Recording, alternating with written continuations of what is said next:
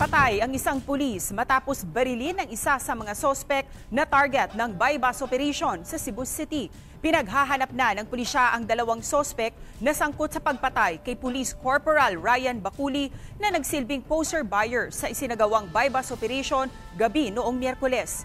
Ikinasa ang operasyon sa barangay Kinasangan, Cebu City. Ang subject ng operasyon ang isang alias na Mol. Nagpositibo ang bypass operation at habang inaaresto ni Corporal Baculi si Namol, dito na siya binaril ng kasamahan ni Namol na kinilalang si Atong Rafols. Agad na nakatakas sila si Namol at Rafols. Ipinag-utos na ng Police Regional Office Region 7 ang manhunt operation laban sa dalawa. Ayon sa investigasyon ng pulisya, sangkot si Rafols sa ilang murder cases at posibleng miyembro ng gun for hire. Nananawagan sila ng tulong sa publiko para agarang mahuli ang dalawang sospek. Makaputra nato atong hustisya ug ang among assurance sa katawhan.